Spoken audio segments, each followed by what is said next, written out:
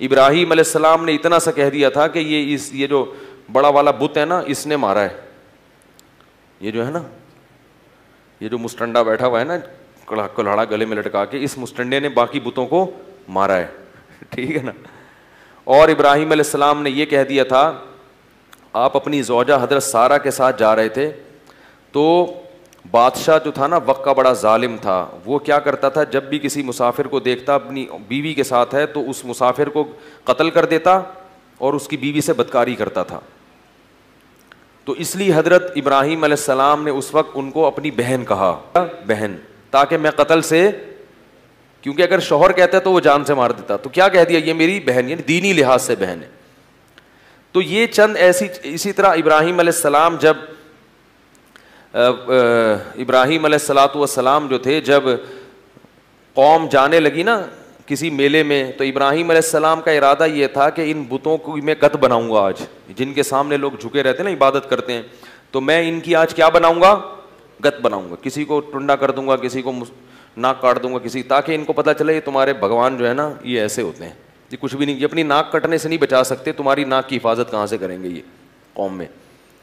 تو اب لوگ ان کو بھی لے جانے لگے, چلو. تو ابراہیم علیہ السلام نے کہا انی سقیم, میری طبیعت خراب ہے, حالانکہ آپ کی طبیعت خراب.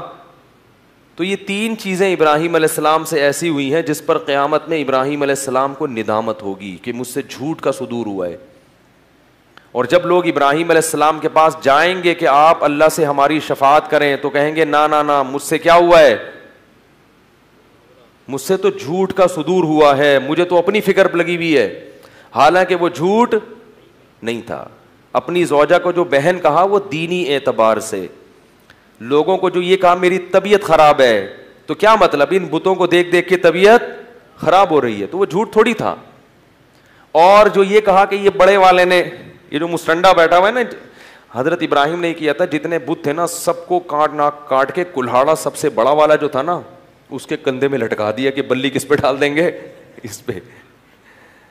اس نے کیا ہے. تو لوگوں نے کہا یہ کس نے کیا, انہوں نے بولا اس نے کیا ہے.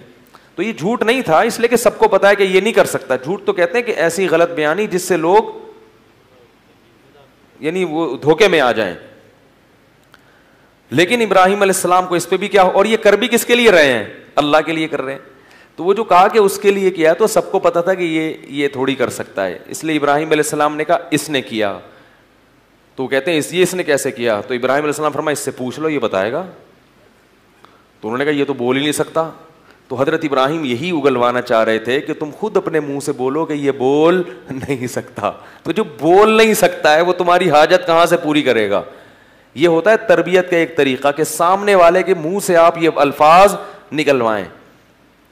حضرت ابراہیم نے کہا فعلہ کبیرہم ھذا, جو سب سے بڑا والا ہے نا وہ ہے سالہ, اس نے کیا. یہ سالہ اس معنی میں نہیں بھائی, اس کو برادر نسبتی کہتے ہیں, اس نے کیا یہ. تو انہوں نے کہا کہ اور فاسألوہم, پوچھ لو بتائے گا. ٹھیک ہے نا, پوچھ لو خود بولے گا میں نے کیا ہے. تو انہوں نے کہا تمہیں معلوم ہے کہ یہ بول نہیں سکتے. فوراً حضرت ابراہیم نے کہا اف لکم, تف ہے تمہارے اوپر جو کمبخت بول نہیں سکتا. کہیں فکس کر کے چلے جاؤ تو وہیں کا وہیں ہزاروں سال یوں ہی بیٹھا رہے گا, تو اس کو تم پوچھتے ہو, اس کی عبادت کرتے ہو. یہ تبلیغ کا ایک طریقہ ہوتا ہے. تو یہ تین باتیں ابراہیم علیہ السلام سے ہوئیں جو جھوٹ نہیں تھیں, لیکن ان کو بھی ابراہیم علیہ السلام کیا سمجھیں گے کہ گویا میں نے جھوٹ بولا, معاذ اللہ, یعنی خلاف واقعہ بات کی ہے. تو انبیاء بہت چھوٹی چھوٹی چیزوں پہ بھی, لیکن ہمارے لیے یہ اتنا اونچا معیار نہیں ہے. اگر آپ کو کوئی ناجائز شادی میں لے کے جا رہا ہے, مس گیدرنگ ہے, ڈھول ڈھمکے ہیں, آپ لوگوں کے فون آتے ہیں کہ خواتین کے بھی مردوں کے بھی کہ ہماری ساس جو ہے نا ایسی بہو کو زبردستی لے جاتی ہیں ایسی مس گیدرنگ والی شادی میں, ہم کہتے ہیں جائز نہیں ہے. تو اب وہ کیسے منع کریں, تو بول دیں میری طبیعت کیا ہے, ایکچولی آج میں صبح سے عجیب سا فیل کر رہی ہوں, سر میں کچھ عجیب سا فیل ہو رہا ہے. تو وہ کہ کیا فیل ہو رہا ہے, بولیں بس سر میں کچھ عجیب سا ہو رہا ہے, کچھ یعنی ٹوپی کرا دیں. تو ہمارے لیے ہمیں اتنا نیک فنٹر بننے کی ضرورت نہیں ہے, اتنا زیادہ نیک نا کہ ہم بولیں کہ یہ جھوٹ نہ ہو جائے. تو کچھ نہیں ہوتی, یہ جھوٹ ووٹ نہیں ہوتا.